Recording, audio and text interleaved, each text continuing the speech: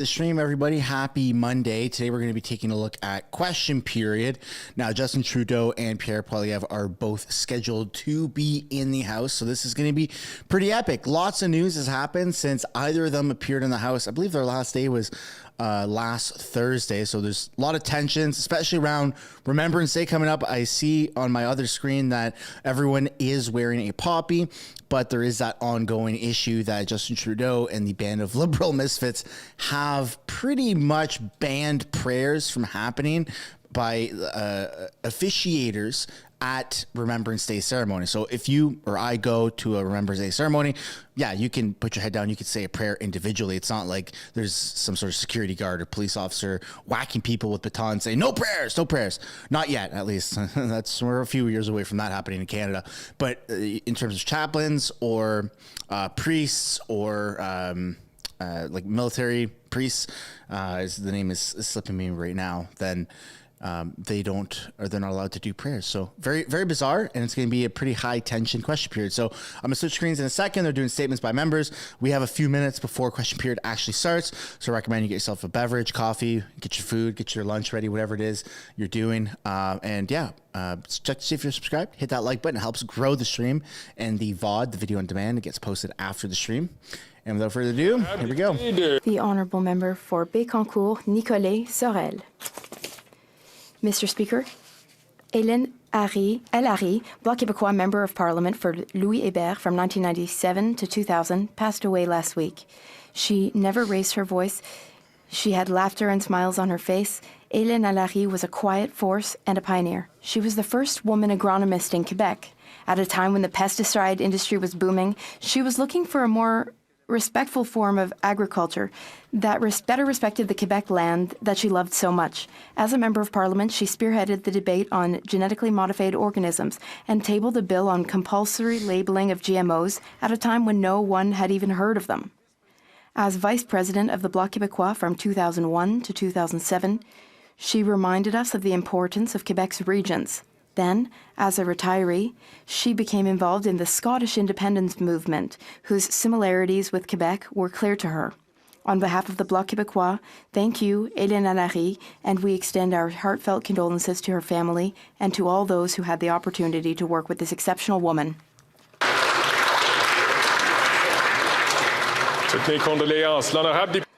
Our condolences, the Honourable Member for Châteauguay-Lacolle. We are confident in our future with our rich past and confidence in the present too. We are celebrating in Châteauguay-Lacolle. The municipalities of Napierville and Saint-Cyprien are both celebrating their 200th anniversaries, and Sherrington is celebrating its 175th anniversary. These celebrations are an expression of our shared history, courage, solidarity, and cohabitation, living together. Our region is rich in agricultural land, people, and historical events that have shaped the country that we live in today. Thank you to all those who have contributed to the growth and to the prosperity of this magnificent region. Thank you, Mr. Speaker. The Honourable Member for Portneuf-Jacques-Cartier. Thank you, Mr. Speaker. Mr. Speaker, I'm happy to live in one of Canada's most beautiful ridings, Portneuf-Jacques-Cartier. The region is known for the richness and beauty of its urban and rural areas, as well as its magnificent holiday resorts. The region is also known for its dynamic entrepreneurs and hard-working, involved people. I'd like to make a special mention of an essential sector that is part of our riding's DNA, agriculture and livestock production. Do you know where you can find the best dairy cow in all of North America? The best in Canada? The best in Quebec? Is she in Portneuf-Jacques-Cartier? Yes, she is. And more specifically, the best dairy cow is in Cap-Santé. On October 6th, the judges at the World Dairy Expo named Shakira, a Holstein cow from the renowned Ferme Jacobs, the best cow of 2023. Congratulations to the Jacobs family. And among the other winners, Petit Clair Lambda Annie took first place in the yearling heifer category. I'd also like to congratulate the Petit Clair family from Saint-Basile. Thank you to all of our passionate farmers. You mean a lot to us. Honourable Member from Vimy. Mr. Speaker, in these difficult times, and as Remembrance Day draws near, I would like to take this opportunity to remember October 28, 1940, and to commemorate the incredible sacrifices made by Greece, a longtime ally of Canada during the Second World War. 28, 1940, with the Greek rejection of Mussolini's ultimatum to occupy Greece with a loud no, or όχι, the entire Greek population fought against overwhelming Italian, then German, and Bulgarian fascist and Nazi forces. They continued a courageous fight for 4 terrible years during the brutal occupation, suffering immense losses. Nous ne devrions jamais oublier. We must never forget the Greek contribution to our ultimate victory for freedom. Their contribution far outweighed their numbers. Vive le Canada. Long live Canada. The Honourable Member for Whitby. Mr. Speaker, I'm pleased to rise in the House today to share some exciting news. The Sustainable Finance Forum 2023 will be held this week on Wednesday, November 1st and Thursday, November 2nd at the Shaw Centre here in Ottawa. In just a couple of days, we will welcome 500 participants at this year's forum to engage in many constructive conversations over 2 days. The program consists of 16 sessions showcasing the power of finance in helping build a more sustainable, just, and prosperous economy. We can leverage our markets and this guy's a bit of a tool to help solve many of our greatest challenges, from affordable housing to food insecurity to climate change and much more. With many renowned speakers and thought leaders coming together. Just a reminder, everyone, to hit that like button if you haven't yet already. Policymakers, innovators, financial institutions, and international experts to come together and explore ways that we can align our financial system with our values and build the economy of the future. The Honourable Member for Tobic Mactaquac. Mr. Speaker, after 8 long years, Canadians can't afford any more of these NDP Liberal fairy tales. The carbon tax, with no way of measuring its effectiveness, according to the Commissioner of the Environment, is the most expensive, punitive, ineffective, and useless virtue signal in the history of Canada. Last week, the Prime Minister finally admitted that Canadians can't afford it when he announced he'd remove the carbon tax on home heating for Atlantic Canadians. But beyond the mirage of yet another false promise, in reality, this Prime Minister has committed to fully implement a quadruple carbon tax in 3 years after the next election. Mr. Speaker, this Prime Minister is just not worth the cost. I'm from Atlantic Canada, and I thought, what about the rest of the country? They can't afford it either. And how did the Liberal government respond? They suggested maybe the West should elect more Liberals. Good luck with that. Perhaps Premier Higgs from New Brunswick said it best. Just cancel this unaffordable carbon tax altogether. Common sense Conservatives agree. In every part of the country, Canadians from sea to sea are asking, get off our backs and axe the tax. Look at that, man. I love how passionate the Conservatives are.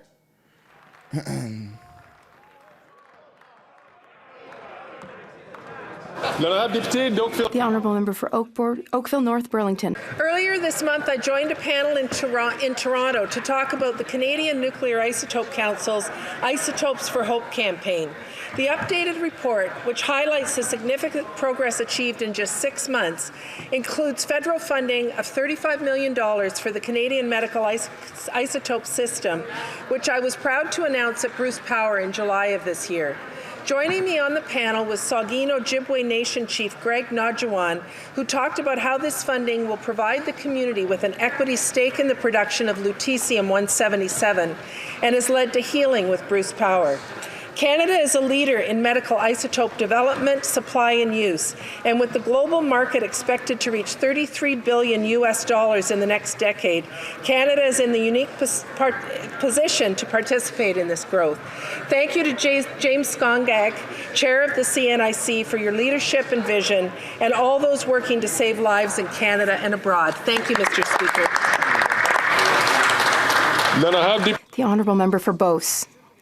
Mr. Speaker, after 8 years of Bloc Liberal coalition, last Friday's announcement is a humiliation for Quebecers. The Prime Minister needs to stop ignoring Quebec and must announce the complete, not just temporary, withdrawal of the second carbon tax, a tax that adds 17 cents per litre of gas. This tax is supported by the Bloc Québécois, which proves that it costs a lot to vote Bloc. The impact of this Bloc Liberal inflationary spending is catastrophic for everyone in Canada. The proof is in the unprecedented increase in food bank use. Where I come from, in the Beauce region, there is no public transit. Parents have to use their cars to get to work, to take their children to activities, and especially especially to go to the grocery store in order to feed their families. 82% of food bank users are workers who can no longer make ends meet, and 35% of them are children. This Bloc Liberal coalition is completely out of touch with reality. These carbon taxes have a direct impact on Canadians' ability to feed themselves. It's time to bring back a government that will use common sense, a conservative government.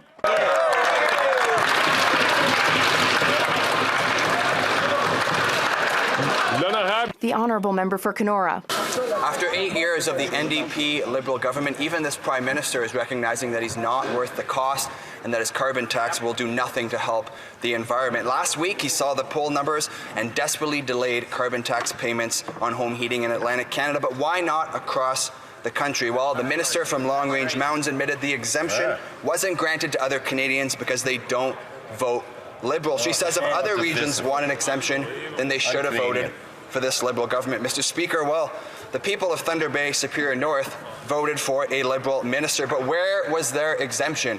Clearly, she has been ineffective in advocating for those of us across Northern Ontario. Only common sense Conservatives have a plan to axe the tax for good and bring home lower prices. We are ready to pass legislation today, Mr. Speaker, so we can take the tax off and keep the heat on for people across Northern Ontario and right across the country. Tax the tax, baby. The Honourable Member for Alfred Pellan. Mr. Speaker, our Canadian gymnasts performed brilliantly at the Artistic Gymnastics World Championships. René Cournoyer, Félix Dolcy, William Aymar, Jason Ramperstand, and Zachary Clay embody infinite determination, breathtaking talent, and a tenacity that takes them to the top. 3 of Laval's gymnasts, Félix, William, and Jason, accompanied by their coach Adrian Ballon, shone at the World Championships in Belgium. They achieved the extraordinary feat of qualifying the men's team for the Olympic Games in Paris in 2024. That's a feat that had not been achieved since 2008. We look forward to seeing our colors shine at the Paris Olympics. Laval Excellence's unwavering support for these athletes over the past 15 years is an immense source of pride for Alfred Pellan. Hooray for Canada and hooray for our exceptional athletes. The Honourable Member for Winnipeg Centre. Thank you, Mr. Speaker. I remember the story of my father, a Holocaust survivor. After arriving in Canada, he and my grandmother would hide under the table when they heard a plane because they were worried about being bombed.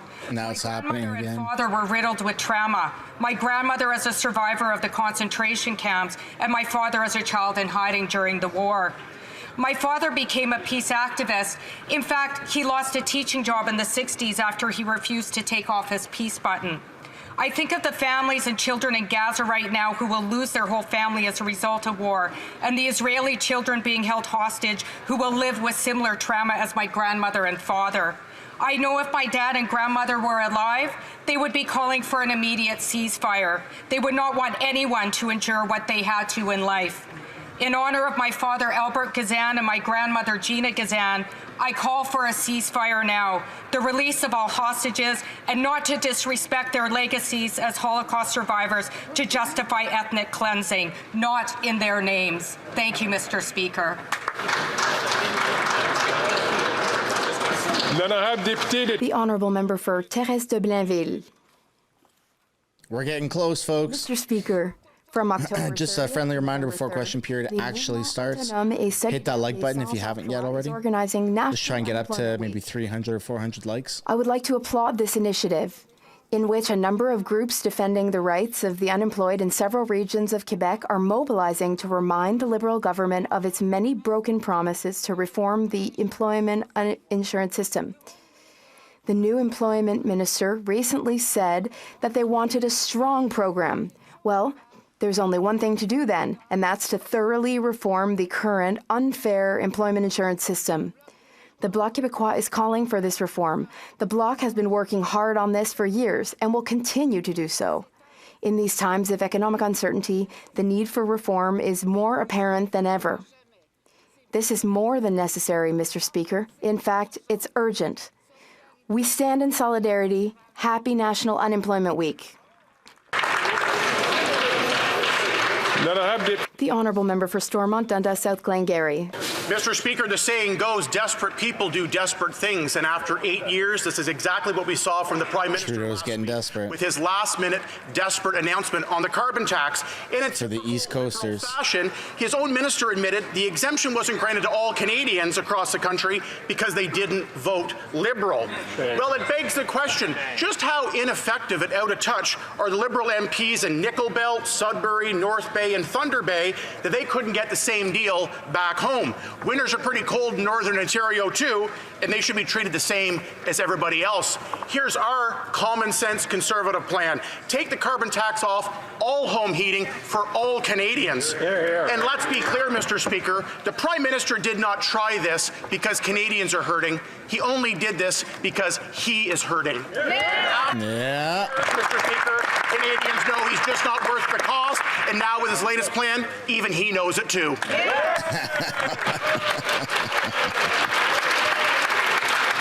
He's in panic mode. The Honourable Member for St. John's East. Thank you, Mr. Speaker. Our price on pollution incentivizes greener choices and puts more money back in families' pockets. But we heard from many on home heating oil. While they wanted to switch, they needed more time and support, and we listened. Now, home heating oil will be exempt from the price on pollution for 3 years. We're giving free heat. Why not to everyone else? The medium income, plus $250 to sign up.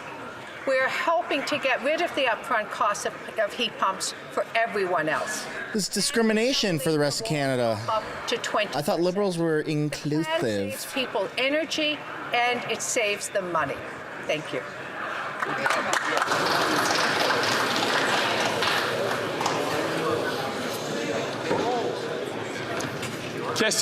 Oral questions. Questions orales. Honourable Leader of the Opposition. I'm doing it my way because this House Speaker cannot announce it properly. After 8 years, the Prime Minister has finally admitted that he's not worth it. After how many years? Well, the carbon tax has done nothing for the environment, and it actually hampers families.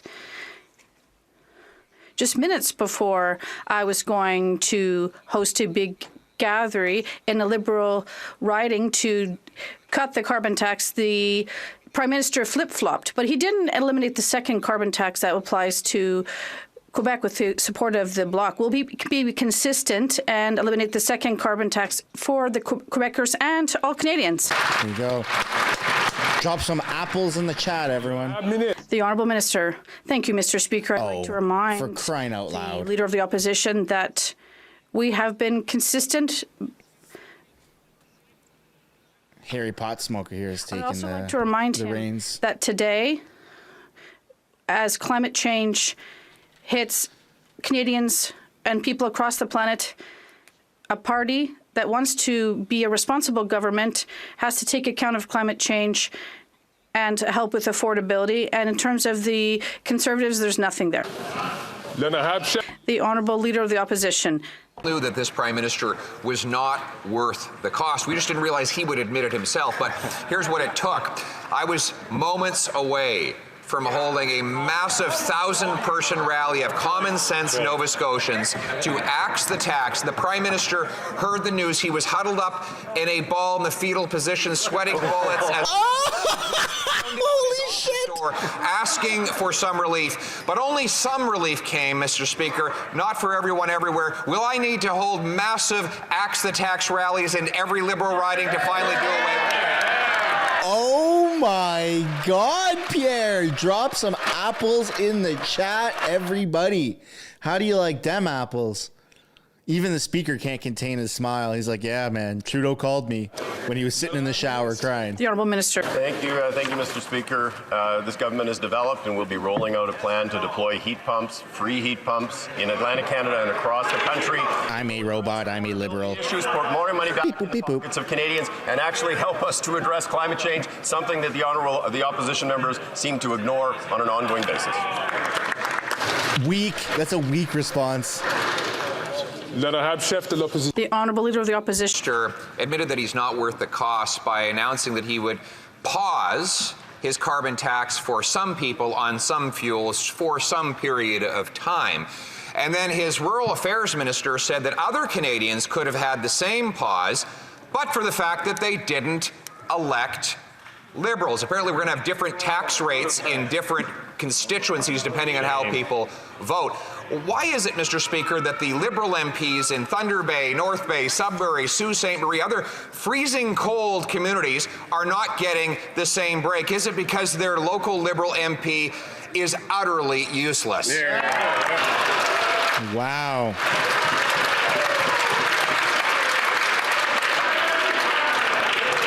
Thank you, Mr. Speaker. Folks in this House.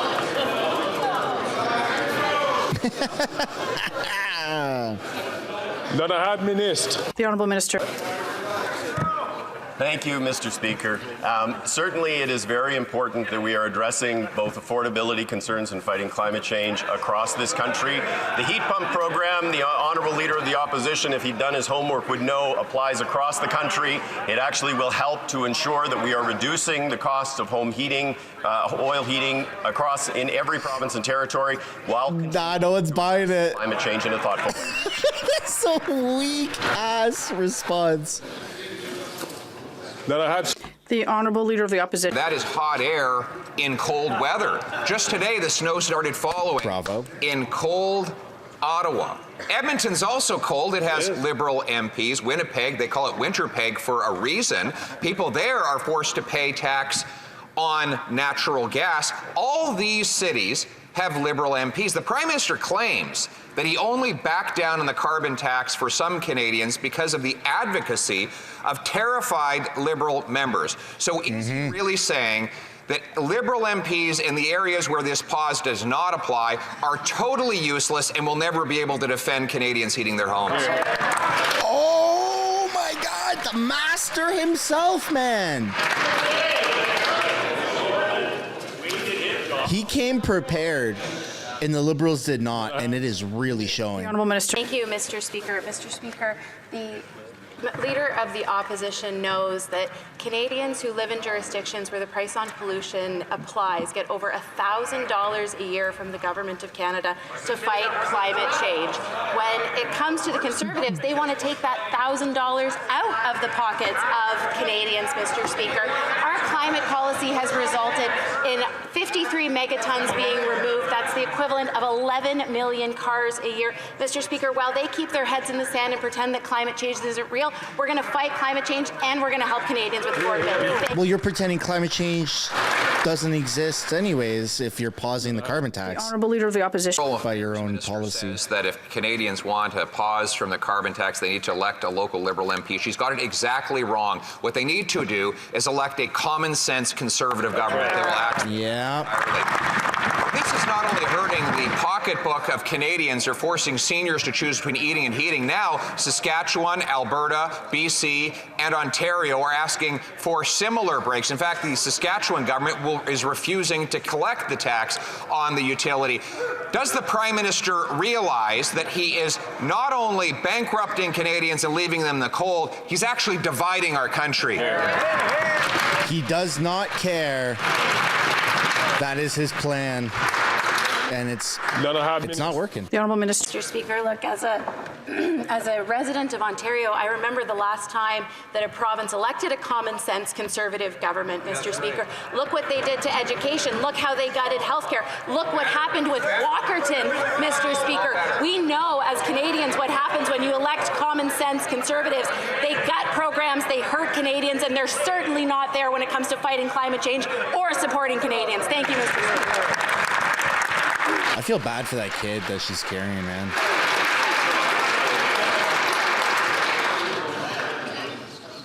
There's got to be so much stress on her in the Liberal cabinet. Can't be healthy. Mr. Speaker, literally, tens of thousands of companies say that they are in danger in the wake of the CEBA program. The pandemic hurt them, of course. Inflation is hurting them. Interest rates are hurting them. Consumer perspectives in Quebec and Canada also are hurting them. We have asked for an agreement with banks to have a credible solution for these companies. Is the government ready to take action?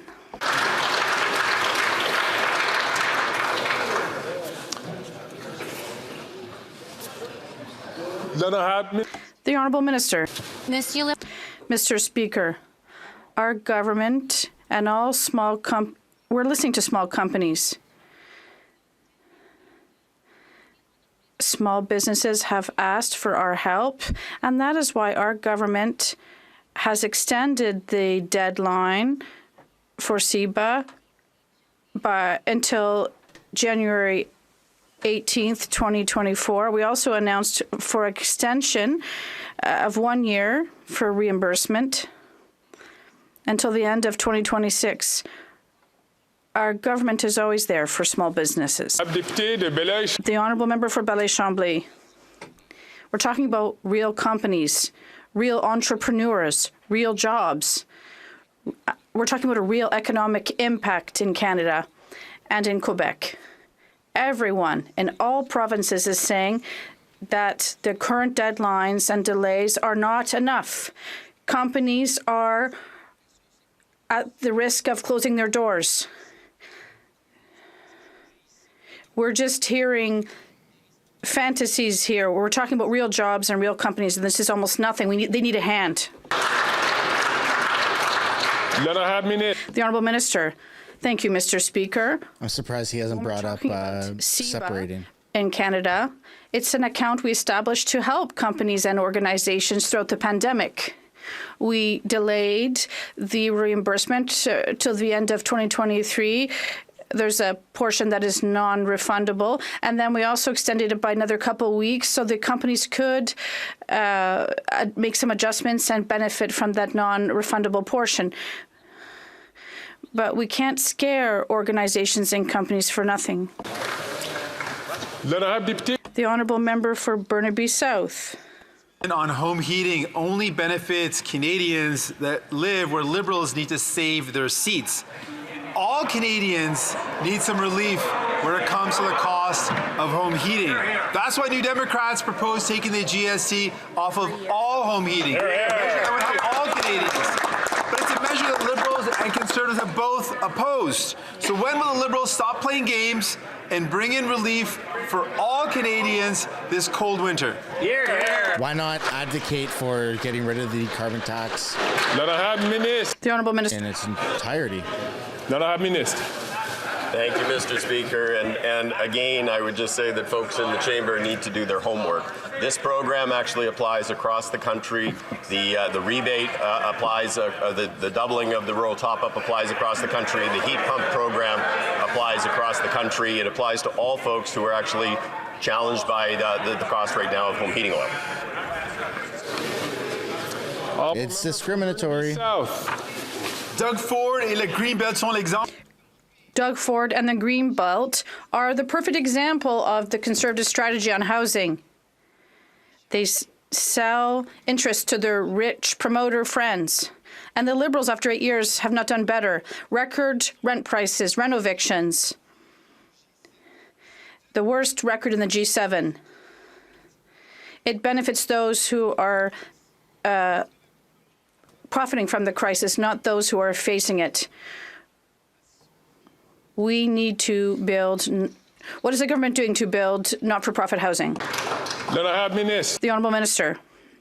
Thank you, Mr. Speaker. I'd like to remind my honourable colleague that I am opposed to what the Ford government was trying to do in the GTA. And the Conservatives did support this. We are in favour of environmental protection across the country. In the last month, we signed agreements with the Northwest Territories, Nunavut, and Nova Scotia to protect 1,000 square meters of territory across the country. That's 4 times the size of the Great Britain, and we still have much work to do. The Honourable Member for Thornhill. Liberal NDP government is finally saying the quiet part out loud. They admitted that their carbon tax makes life more unaffordable and does nothing to help the environment. But only certain people get relief. Those who happen to live in places where Liberal polling numbers are the worst. Everyone else gets told that their vote doesn't matter and that they don't care. If the Liberals can take the carbon tax off for some Canadians, why can't they take it off for all Canadians?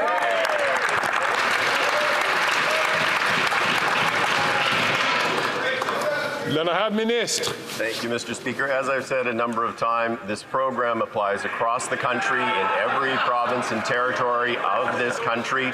We have developed a solution with respect to home heating oil that will put more money back into the pockets of Canadians. It will continue to fight and reduce emissions. It will address both the climate issue and challenges with respect to affordability. Yeah. The Honourable make it for everyone. The minister can rely on his prepared talking points all he wants, but that wasn't quite how the Minister for Rural Economic Development spun it yesterday. She told Canadians that if they wanted to be exempted from Liberal carbon taxes, they had to, wait for it, vote Liberal. My neighbours in the GTA have a question then for the minister. They have 24 Liberal MPs in Toronto, 11 in Peel, 7 in York, 10 of them are cabinet ministers. If this is the largest concentration of Liberal ridings in Canada, then why are they still paying a carbon tax? Melissa's good, man. She is good. I dropped some W's in the chat for her right now.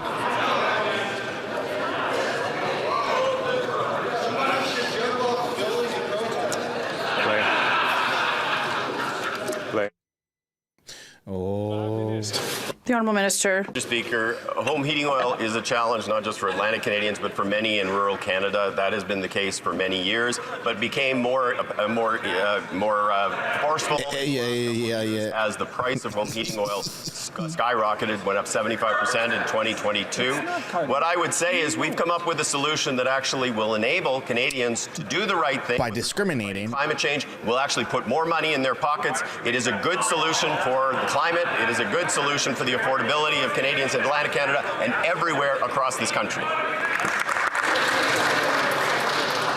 The Honourable Member for Dufferin. Has finally admitted the carbon tax makes heating your home more expensive, and he's pausing the carbon tax in Atlantic Canada. And we know why, because the Minister for Long Range Mountains said Atlantic MPs forced the Prime Minister to do it. So actually what the Prime Minister is saying after 8 years is that if you're a Liberal MP from Brampton, Toronto, Mississauga, or Thunder Bay, your voice doesn't matter at all. You can't have any change. They are effectively useless. So will the Prime Minister stop playing politics with the carbon tax and just axe it? Hear, hear.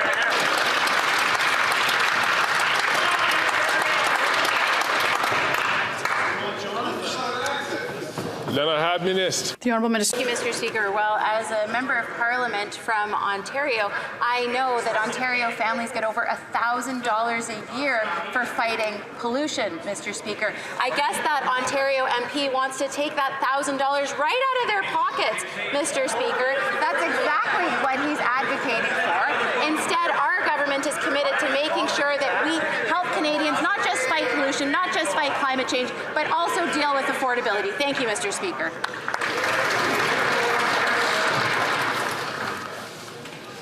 The Honourable Member for Dufferin Caledon. Now we've just been treated to the great carbon tax fable. First, it was revenue neutral. Second, you get more money than you pay into it. Third, it fights climate change. It does none of those things, Mr. Speaker. Right. What it does, and what the Prime Minister has admitted by pausing the carbon tax, is it makes it more expensive for everyone. The real tragedy is for MPs, is for Canadians outside of Atlantic Canada. Why? It's not being paused. And no, most people heat their homes in Ontario, Saskatchewan, Manitoba, BC, and Quebec, not with heating oil. It doesn't apply across the country. Will they stop playing politics, picking winners and looters, dividing Canadians, and axe the tax?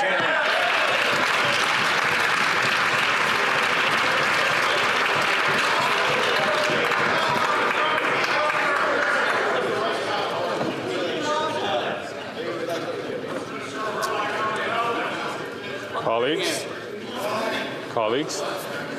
The Honourable Minister. Thank you, Mr. Speaker. I would like to correct. Let's go, Harry Potsmoker. What you got to say? 15 projections in emission growth in Canada. We're going that in 2030 we would be 80 million tons above our 2005 levels. We took that out of the atmosphere, Mr. Speaker, and we've reduced emissions by another 50 million tons. That's the equivalent of removing from our roads more than 20 million vehicles, Mr. Speaker. That's one of the things that we've done in the last 8 years. We've done so many more things to fight climate change. We have the best record of all G7 countries, something that never happened, not once, under the Conservative Party for 10 years, Mr. Speaker.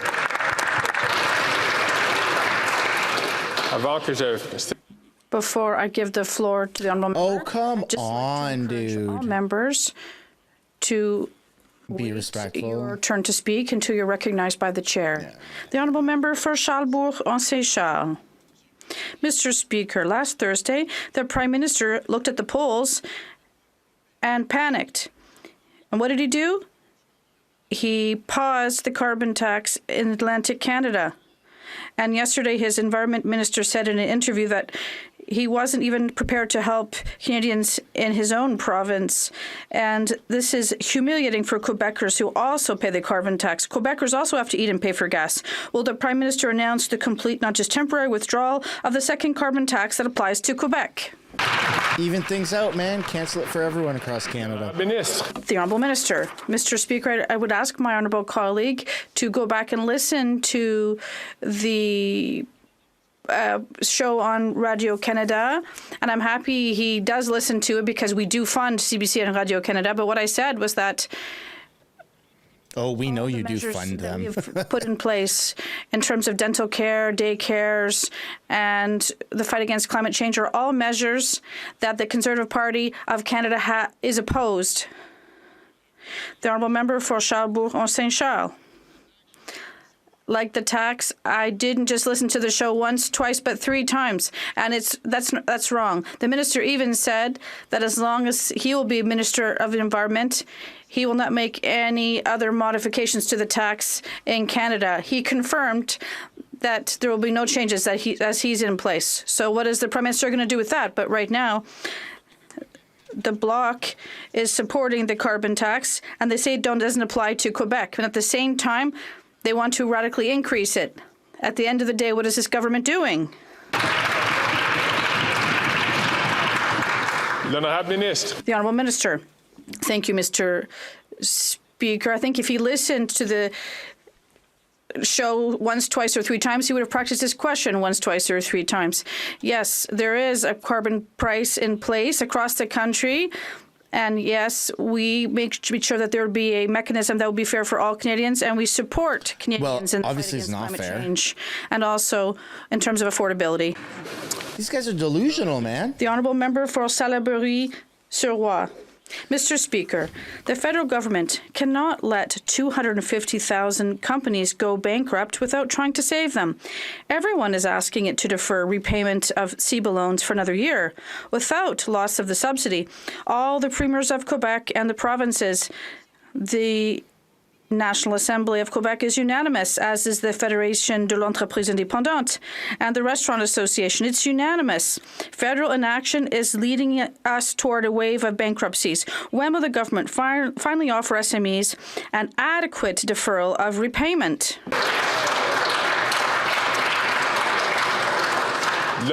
The Honourable Minister. Mr. Speaker. Nearly 900,000 companies would have closed their doors during the pandemic. What did we do?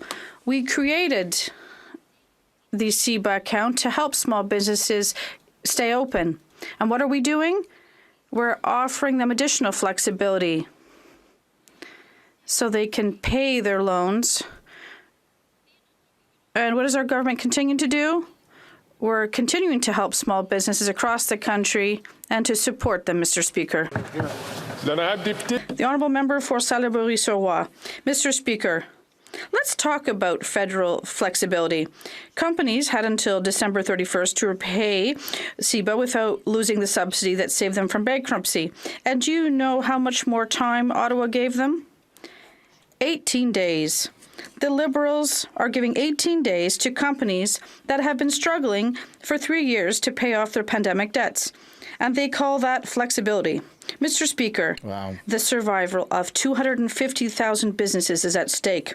When will we see a real deferral of payment?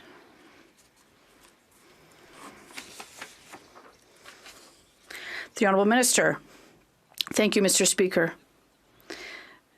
CEBA in Canada was offered during the COVID pandemic. We're talking about no interest loans for a 2-year period or more, depending on the date, and with a portion that may be non-refundable if reimbursement is done before the deadline. We could also extend the deadline without having to pay back the loan at the beginning of next year. You can extend the reimbursement till the end of next year. The honourable member for Mirabel. Mr. Speaker, it's not true that the government is flexible. It's not true either that it's financially responsible. If it were, it would do everything to avoid the bankruptcy of 250,000 companies. If it were responsible, it would understand that companies pay back faster when they're staying alive rather than going bankrupt. And if it were responsible, they'd know that the employees of these companies are far more profitable on the job than on EI. And if they were responsible, they would defer payments again, then evaluate each company file and offer personalized solutions. That is what is financially responsible. Can they give it a try? But probably only for the East Coast. Mr. Speaker, we will continue to be there for small companies. We did grant small companies a prolongation of repayment until this year. When they did ask for more support, we offered them greater financing flexibility and more time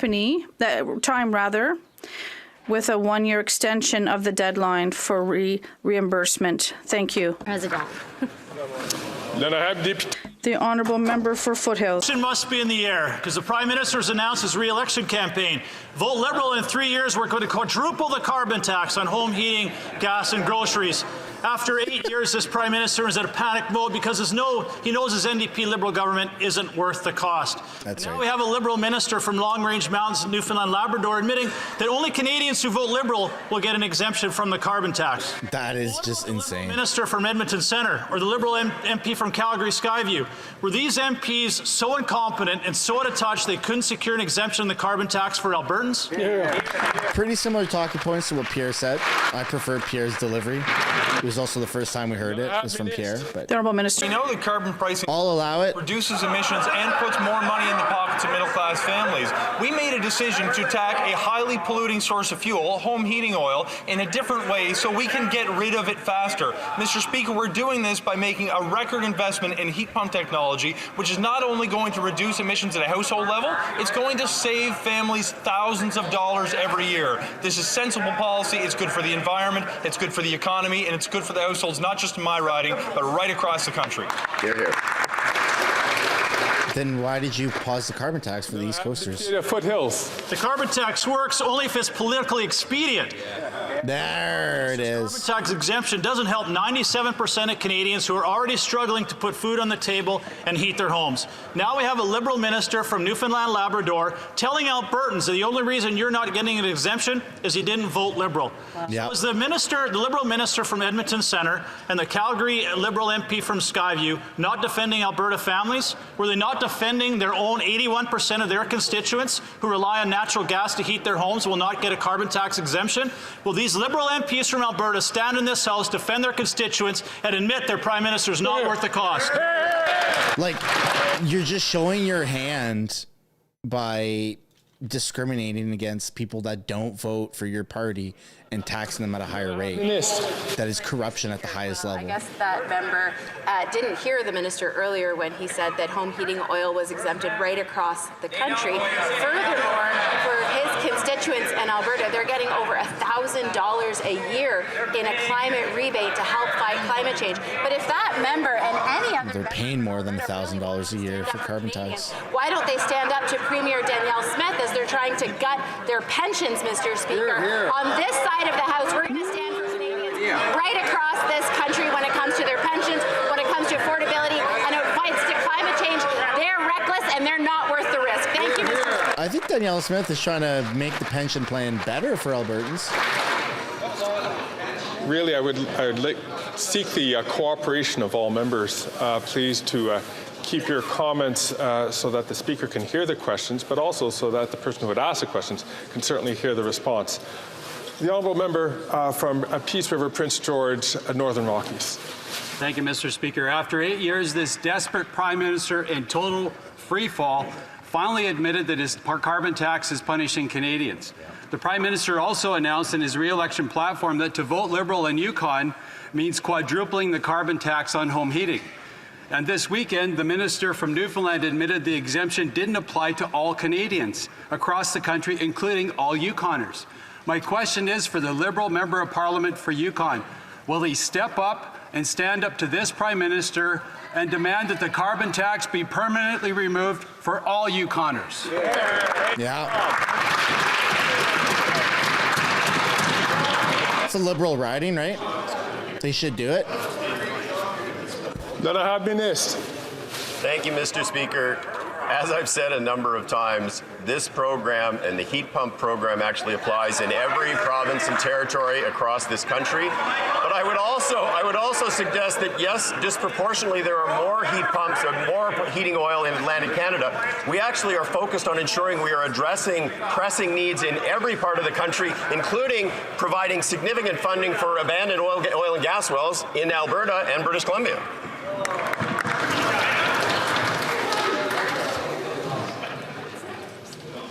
L'honorable député de Skeena Bulkley Valley. Mr. Speaker, Canadians right across this country are struggling with the cost of home heating, and Canadians right across this country want to be part of fighting climate change. Yet, while this government sweetened the heat pump rebate for Atlantic Canada, the rest of Canadians are stuck with a lengthy bureaucratic application process that only gets them 1/3 of that dollar amount. It does seem, Mr. Speaker, like these Liberals care more about rural Canada when they hold seats there than they do about helping everyone across this country. So will the Minister stand today and commit to increasing the federal heat pump rebate for all Canadians?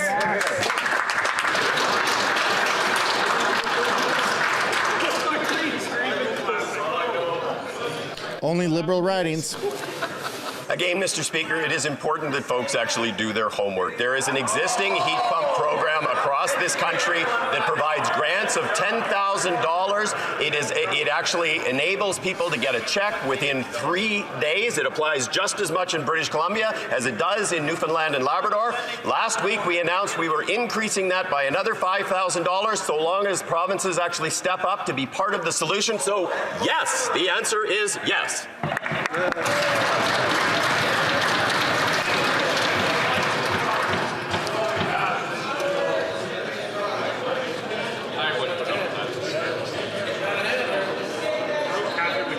Yeah, the Liberal Party Canada, man, is just slash their voter base with these crazy Mr. Speaker, today bills. Air Canada announced obscene quarterly profits of $1.2 billion. At the same time, another passenger was forced to drag themselves off an Air Canada flight because the necessary wheelchair and staff weren't in place. It's degrading and a violation of human rights. Under the Liberals' watch, Air Canada has been allowed to mistreat Canadians while making billions in profits. When is the minister going to do their job and make sure travelers with disabilities never face discrimination again? L'honorable ministre des Transports.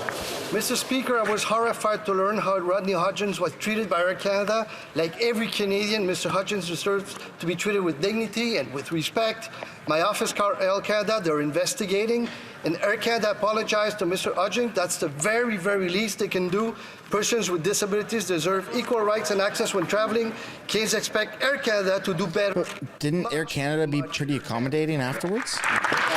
I don't know much about the situation. L'honorable député de Saint-Léonard, Saint-Michel. Mr. Speaker, last week members of this House voted on my private member's bill C-252, which aims to prohibit the marketing of unhealthy foods and beverages to children aged 13 and under. While the Bloc and the NDP voted in favor of this initiative to protect the health of children, the Conservatives voted against it, once again demonstrating that the health of Canadians is always their last priority. To the Minister of Health, can you please speak to the importance of the Child Health Protection Act? L'honorable ministre de la Santé. Thank you, Mr. Speaker. I want to thank the member for St. Leonard, St. Michel for championing children's health. And, you know, when we take a look at the absolute unfortunate tsunami of chronic disease and illness that is coming as a result of childhood nutrition not being where it needs to be, we know one of those leading problems is advertisers going after children to push, unfortunately, unhealthy products. They're going to have injurious effects on their health. I'm so proud of this House that we took action. I'm so proud of this member for introducing this private member's bill. I'm utterly confounded as to why the Conservatives would stand against it. It's imperative we do everything we can for children's health.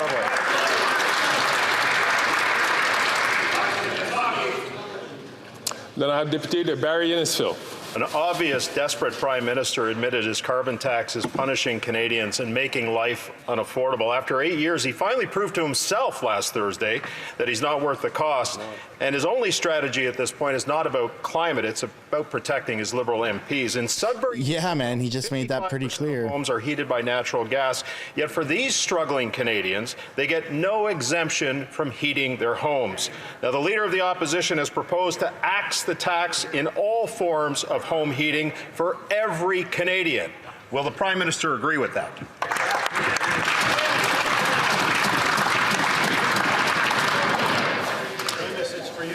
L'honorable ministre. Thank you, Mr. Speaker. Earlier I spoke about our record in terms of greenhouse gas reduction, which, no thanks to the Conservative Party, we've been able to do, Mr. Speaker, over the last few years. But let's talk about the record level number of electric vehicles that are being deployed. 10% of sales now in Canada are electric vehicles, something the Leader of the Opposition doesn't even believe in. He thinks it's a myth. Whereas 10 years ago, 1 in 25 vehicles sold in the world was electric. Today, it's 1 in 5 around the world, Mr. Speaker. We're catching up to the rest of the world, no thanks to the Conservative Party of Canada. L'honorable député de Renfrew-Nipissing, Pembroke. Mr. Speaker, after 8 long years, this NDP Liberal government is so arrogant that it doesn't even try to hide its corruption. The Minister for Long Range Mountain openly admitted that Canadians who don't vote for Liberals will be punished with higher taxes. She insulted Canadians and gave a slap in the face to her coalition partners. What about the NDP MP for Timmins James Bay? Can the Minister tell us why the NDP partners are so incompetent and ineffective they couldn't get a tax break on home heating for people suffering in Northern Ontario? I don't think you've ever seen this type of discrimination from the Liberal government in terms of taxes. Thank you, Mr. Speaker. It is important to address affordability. That is exactly what we are doing with the heat pump program, to ensure that people are actually saving money. It's also important that we actually are fighting climate change in a thoughtful and substantive way. I do find this question a little bit odd coming from the only member in the House of Commons who voted against the Paris Agreement.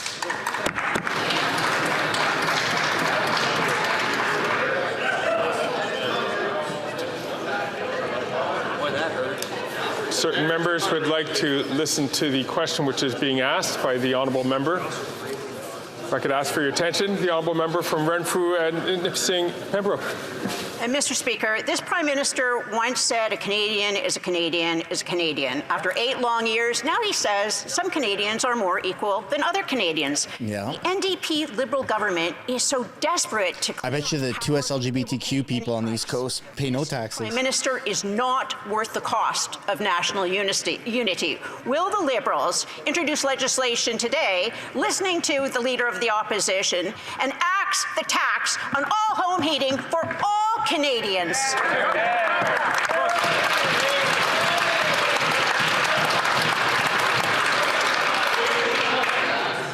The Honourable Minister. Thank you, Mr. Speaker. I'm not sure how many times I need to repeat in this House. One more. Program applies. Repeat it one more. All Canadians, all provinces and territories across the country. We are addressing a particularly acute issue with respect to home heating. Most folks in this chamber should be aware that this has been an issue for a number of years. We are doing that by accelerating the deployment of heat pumps that will save people money and will continue to help us to address climate change. That is a responsible, thoughtful way to approach public policy. The honourable member from Dauphin Swan River, Nipawa. Mr. Speaker, after 8 years, this Prime Minister is not worth the cost. The Prime Minister finally admitted that his carbon tax is unaffordable for Canadians. But instead of removing the carbon tax for all Canadians, the Prime Minister chose to further divide this country by only helping those who voted for it. The Liberals are saying the Manitobans didn't deserve the tax relief because they didn't vote Liberal. Unfortunately, Manitoba elected 4 Liberals. Why did the Manitoba Liberal minister from St. Boniface, St. Vital fail to get a carbon tax exemption on home heating for Manitoba? Like, why only on oil for home heating? Why not on natural gas? Why not just the entire carbon tax? Mr. Speaker, again, the member opposite clearly wasn't listening to the minister when he said that home heating oil exemptions apply right across the country. But Mr. Speaker, what's more is that folks in Manitoba get a rebate from the price on pollution. So not only are we helping Canadians to fight climate change, which I remind my colleagues is an existential threat to our well-being, we are also helping them with the high cost of living. So instead of taking their money away, Mr. Speaker, they should be joining us in ensuring that we can all provide more supports to Canadians. Thank you, Mr. Speaker. The Honourable Member for Berthier-Masquinongé. Mr. Speaker, our farmers continue to suffer from the catastrophic weather in July. In a survey, the UPA revealed that the rains had ravaged no less than 60% of Quebec's market garden acreage. Respondents lost a third of their turnover in the midst of an inflation crisis. Worse still, more than half of producers believe that this damage will also have an impact on the harvest of 2024. Mr. Speaker, what is needed is 1, emergency aid for horticultural producers, and 2, a 1-year postponement of the repayment of the emergency account. When is the government finally going to act? The Honourable Parliamentary Secretary. Mr. Speaker, our thoughts are for all those in this country that have been affected by catastrophic weather, forest fires, for example. Producers and farmers are on the front line against climate change.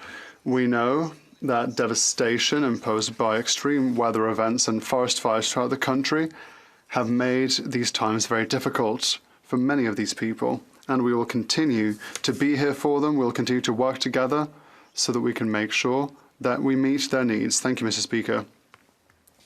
The Honourable Member for Berthier-Masquinongé. Mr. Speaker, the Minister doesn't seem to understand the urgency of the situation. Among root vegetable growers, 64% of land has been ravaged by rain. For strawberries and raspberries, the figure is 73%. For pea growers, it's 88%. That, Mr. Speaker, will have an impact on food prices if the government does not intervene. Everyone is affected by this. Mr. Speaker, we need emergency aid. We need a 1-year postponement of the repayment of the emergency account, and we're also running out of time. When will the Minister finally understand?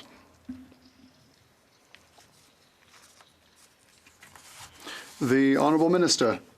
Thank you, Mr. Speaker. I would like to remind my colleague that we unveiled our first national strategy to fight climate change, a strategy that was positively that discriminates.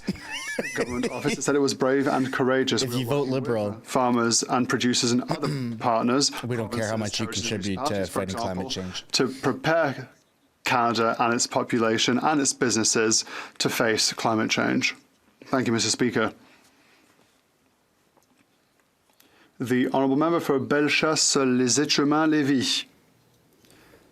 Mr. Speaker, Quebec has been hit by the second carbon tax, and the consequences for the lives of our fellow citizens are catastrophic. Our food banks are overwhelmed, like Frigo Plein, Le Grenier, and L'Essentiel in my riding. 1 in 10 people use food counters and food banks. After 8 years of this government, helped by the Bloc Québécois, nothing works anymore. It costs a lot to vote Bloc. Friday's announcement by the Prime Minister is not enough. He must abolish all taxes everywhere. When will the Prime Minister finally announce his complete withdrawal of this carbon tax?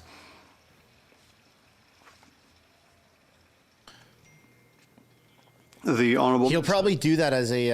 Mr. Speaker, it's always rather difficult for me to... as an election promise or something. Who knows? Because for many years she was part of the first North American government that put a price on carbon. She was part of the government at the time. I would like to quote an article from La Presse this morning. In Quebec, 265 millimeters of precipitation fell a record that had never been seen since 1940. The impact of climate change exists especially in agriculture. It increases the cost of food. In agriculture in Quebec, $150,000 million of damages. Everyone pays for this, Mr. Speaker. The honourable member for Bellechasse-les-Échemins-Lévis. Mr. Speaker, after 8 years of this Bloc Québécois-supported government, parents are simply fed up. They have to cut back on absolutely everything, including their own children's needs. I don't understand why they're laughing on the other side, because there's nothing funny in what I'm saying. One family in Lévis says they have to pay almost twice as much for food because of inflation. It's expensive to vote for the Bloc Québécois, which wants to radically increase the carbon tax. The second carbon tax is being applied in Quebec and is hurting everyone. When will the Prime Minister finally abandon his carbon tax from coast to coast to coast, Mr. Speaker?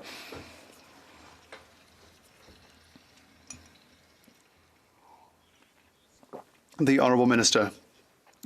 Mr. Speaker, I find it hard to follow the logic of my Conservative colleague because she was there at the time when carbon pricing was initiated. She voted for it. She was part of the cabinet. So my question to my colleague is, does she just change her mind every time she changes leader or every time she changes party?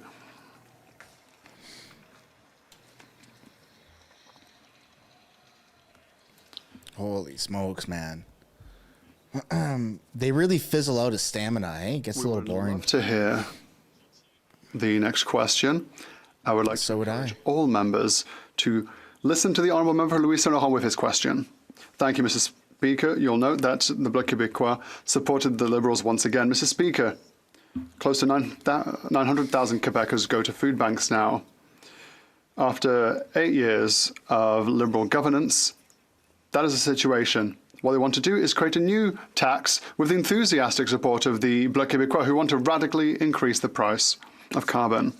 The Prime Minister, who is flailing in polls, says that he will give a temporary tax break for people in the Atlantic provinces. What about the rest of the country, Mr. Speaker?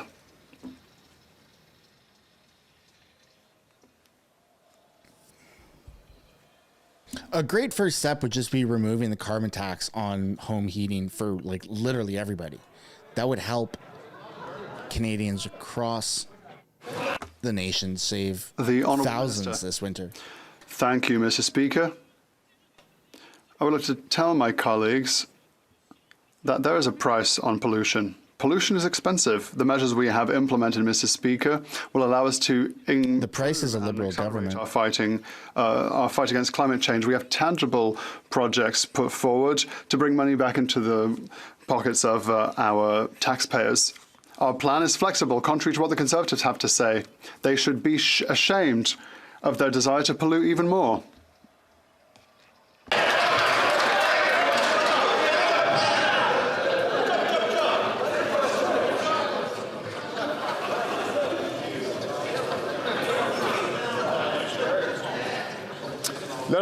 The Honourable Member for Pontiac. Thank you, Mr. Speaker. Before becoming a Member of Parliament, I had the opportunity to travel to several countries without a functioning tax system. Seniors, youth, unemployed people who are just left to fend for themselves. I saw them in the street, Mr. Speaker. I know that Conservatives would love to axe our tax system, but we won't step down, we won't back down. How does the CRA help countries develop their tax systems rather than axe tax systems like the Conservatives would like to do? The Honourable Minister. Thank you, Mr. Speaker. The CRA shares its expertise and savoir-faire with many countries and developing countries in various ways. We support tax inspectors by providing experienced tax auditors. We welcome technical delegations who visit us, and we take part in 2 OECD forums. The Commissioner presides over one of these forums. Thank you, Mr. Speaker. L'honorable député de South Shore St. Margaret. After 8 years, the plummeting, panicking Prime Minister admitted his carbon tax is punishing Canadians and making life more unaffordable. Liberals just announced their re-election platform, Vote Liberal, and quadruple the carbon tax on home heating oil after the next election. The Liberal minister from Newfoundland admitted this exemption wasn't granted to Canadians across the country because they don't vote Liberal. Rum bottle politics is back. When will the Prime Minister stop with the Band-Aids and cure the problem he caused and axe the carbon tax? If you, imagine the Conservatives doing this, saying we're going to give cheaper taxes if you vote Conservative. The media would be going insane. Asked us to cure the problem. The problem that we're trying to cure is pollution from home heating oil. Mr. Speaker, by making the investments necessary, we can replace home heating oil furnaces with heat pumps. They are cleaner, they create jobs in our communities, and they save thousands of dollars every year for families who live in my community and his. That member has described on this chamber's floor before heat pumps as fairy tale programs. Mr. Speaker, people who live in our communities are going to save $1,000. That's no fairy tale. Hear, hear.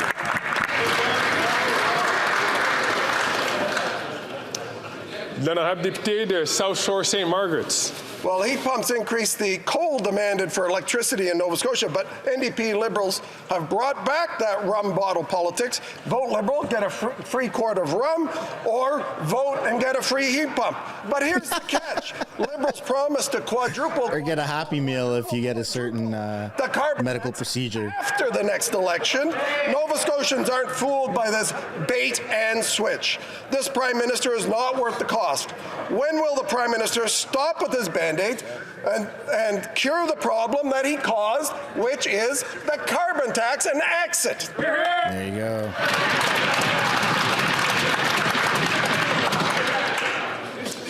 L'honorable ministre. Mr. Speaker, with great respect to my honourable colleague, I think he has missed the point of this program entirely. He's concerned that people will pay a higher price after the pause has ended and the price comes back into effect. If people install a heat pump, they won't pay it at all, and that is the point. Mr. Speaker, we are making the investments necessary so people can replace a more polluting system with a less polluting system. And since he's mentioned coal, we're working to eliminate that from the grid in Nova Scotia too, which is going to help people in both of our communities. L'honorable député de Coast of Bays Central, Notre-Dame. Thank you, Mr. Speaker. Folks back home are wondering how much tax they'll pay if they vote Liberal in the next election. The Liberal MP for Long Range suggested that they want to be a government that listens to the concerns of Liberal ridings. Her and her costly colleagues voted 24 times to increase the carbon tax to 61 cents per litre. After 8 years, this NDP Liberal government and this Prime Minister is not worth the cost. Will they stop the mass confusion and tell Atlantic Canadians how much carbon tax they'll pay if they vote Liberal in the next election?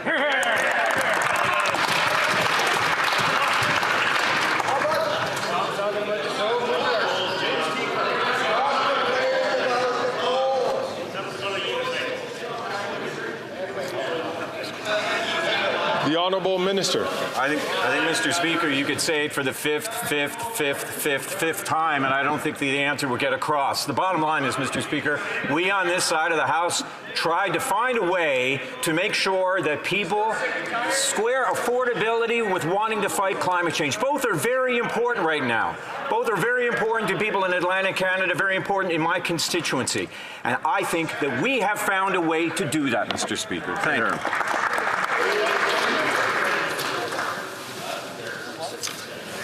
L'honorable député de Bonavista Buren Trinity. Mr. Speaker, homelessness is on the rise across the country. Sadly, this is a reality facing too many veterans who have bravely served our country. Everyone deserves to have a safe and affordable home. It is vitally important that we do everything in our power to help our homeless veterans. Can the Minister of Veterans Affairs tell us what action the government is taking on this crucial issue? Thank you, Mr. Speaker. Well, Trudeau doesn't care about veterans. Thank you, Mr. So I just banned prayers on Remembrance Day. This very important question. The health and safety and well-being of our veterans is my top priority. We take this situation very seriously, and that's why our government is investing in a new program to combat homelessness when it comes to veterans. This program will provide rent supplement, support services, as well as important research to really determine what the reasons why veterans are homeless. Veterans Canada's veterans have been there for our country, and Mr. Speaker, we have to be there for them, and we will. Thank you. The honourable member from Edmonton Strathcona. Mr. Speaker, as grocery prices continue to be sky high, 1,500 students, faculty, staff, and alumni are relying on the campus food bank every week at the University of Alberta. The demand has quadrupled over the past 2 years. The Liberals are nicely asking CEOs to lower the prices, and that obviously isn't working. The Conservatives are fine with those CEOs getting richer while students and workers are forced to turn to food banks.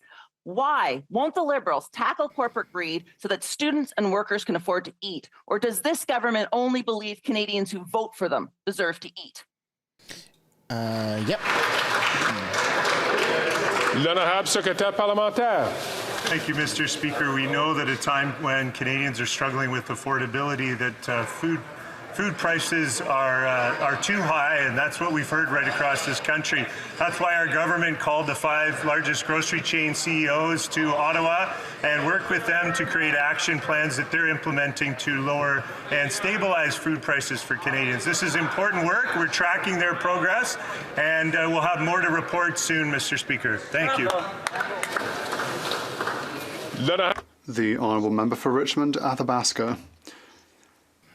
Mr. Speaker, every time we ask questions about the Governor-General's indecent spending, the government gets a little offended. They pay lip service, but nothing is done to change the culture of this institution. The Governor-General spends thousands on meals, alcoholic beverages, luxury hotels, trips, cleaning services, just to name a few. Imagine on a single plane trip, she even spent nearly $1,000 on slices of lime and lemon. You couldn't make this up. So I repeat my question to the government. That's a lot of money. Does the government intend to cut its $33 million budget because clearly it doesn't seem to be able to manage taxpayers' money seriously and responsibly? The Honourable Minister. Mr. Speaker, the Governor-General does important work for Canada here and throughout the world. And of course, we expect all public office holders to spend every dollar with respect, with rigour, and in a conscientious way, respecting all Canadians. Thank you, Mr. Speaker. Et malheureusement, ça nous mène à la fin du... Unfortunately. Bro, why is it so hard for you to talk in English? All right, folks. Well, that concludes today's episode of Questions Without Answers. I want to thank everyone for tuning in. It gets a little boring past the halfway point once the main Conservatives are done just completely obliterating the woke liberal misfits. But I want to thank everyone for tuning in. We're going to be back same time tomorrow, 11 a.m. Pacific Standard, 2 p.m. Eastern Standard. And on your way out, I'd like to encourage you to make sure that you're subscribed. Just scroll down, see if you're subscribed.